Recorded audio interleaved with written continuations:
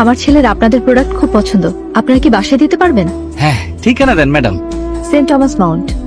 সিদ্ধু, দুষ্টুমি করছো কেন? ম্যাডাম, ভেতরে খেলো। বাহ ভাগ্যা, তুমি তো খুব সময় মেনে চলো। কি খবর ভাগ্যা? কেমন আছো ভাগ্যা? Madam,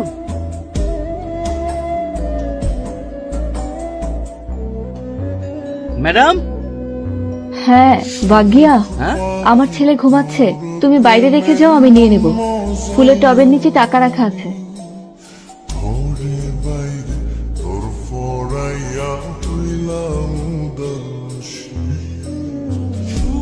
madam, madam, madam.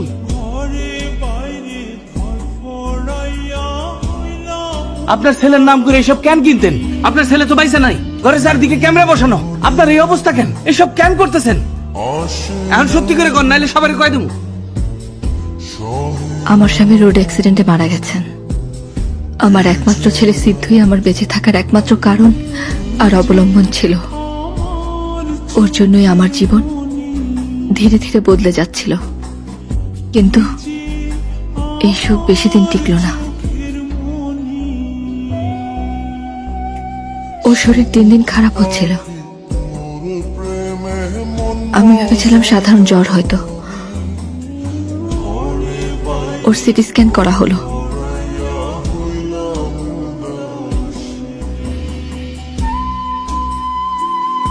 আমি আমার জীবনের সবচেয়ে বড় ধাক্কাটা পেলাম।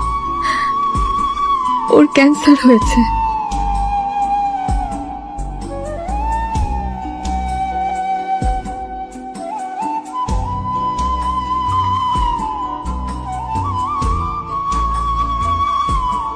আমরা অনেক চিকিৎসা, অনেক চেষ্টা করেছি, সবকিছু ব্যর্থ হলো। এটা আমি কোনোভাবেই মেনে নিতে পারছিলাম না। ডাক্তাররা বলল জাঙ্ক ফুডের কারণে এমন হতে পারে, হয়তো জাঙ্ক ফুড থেকে ওর এই রোগ হয়েছে।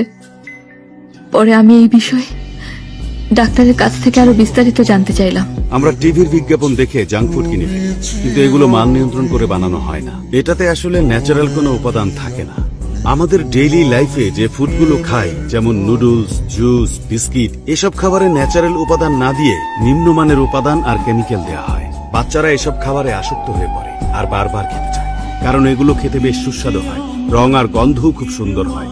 এই খাবারগুলোর বিজ্ঞাপনও অনেক বেশি রংচং আর মিউজিক্যাল হয়। পছন্দের তারকার গলা বা অভিনয় দেখে বাচ্চারা প্রোডাক্টের প্রতি আরো আকর্ষিত হয়। এছাড়াও ফ্রি গিফট তো আছে, ট্যাটু আছে। বাচ্চারা ডোপামিন রাশের কারণে এসবের প্রতি নেশাগ্রস্ত হয়ে পড়ে। এগুলো ওদের ব্রেনে গেঁথে যায়। আপনি যেই কোম্পানির প্রোডাক্টটি নেন, যেই ধরনের প্রোডাক্টটি নেন, ওরা বলবে যে ওরা কোনো অ্যাডিটিভ বা প্রিজারভেটিভ বা কোনো কেমিক্যাল মেলায়। সেলার কোম্পানি অধিক মুনাফার আশায় এগুলো করবে। বাচ্চারা কি শুধু ব্রেড খায়? সাথে জ্যাম খায়, নুডলস খায়, বিস্কিট খায়, জুস খায়। এইসব প্রোডাক্টের ভেতরেই বিভিন্ন রকমের কেমিক্যাল থাকে। সব রকমের কেমিক্যাল মিলেমিশে একাকার হয়ে থাকে, আমাদের শরীরের ভেতরে গিয়ে বিষাক্ত উপাদান হয়। পৃথিবীতে বাচ্চাদের মধ্যে ক্যান্সারের প্রবণতার দিক থেকে দ্বিতীয় অবস্থানে আছে চেন্নাই শহর। বলা হয় আমাদের জেনারেশন অভিশপ্ত, কারণ আমরা বাচ্চাদের মৃত্যু দেখছি, কিন্তু আমরা কিছুই করতে পারছি না। আমার বাচ্চার মৃত্যুর প্রতিশোধ নিতে আমি স্যাফরন কোম্পানির বিরুদ্ধে কেস করে দেই। আমাদের প্রোডাক্ট থেকে যে ক্যান্সার হয়েছে সেটার কি প্রমাণ আছে আপনার কাছে? ও তো অন্য খাবারও খেয়েছে, এমনকি ময়লা পানি থেকেও তো এই ধরনের রোগগুলো হতে পারে। আর আপনি যে সিনথেটিক শাড়ি পরে আছেন সেখান থেকেও তো হতে পারে। পর্যাপ্ত প্রমাণের অভাবে আমার কেসটা খারিজ হয়ে যায়। আদালত আমার কেসটা ক্লোজ করে দেয়। তারপরেই আমি সিদ্ধান্ত নিই প্রমাণ জোগাড়ের জন্য নিজেকে উৎসর্গ করে দেব। আমি ওই একই বিষগুলো খেয়ে প্রমাণ জোগাড় করব, যেগুলো খেয়ে আমার ছোট্ট বাচ্চাটা মারা গেছে।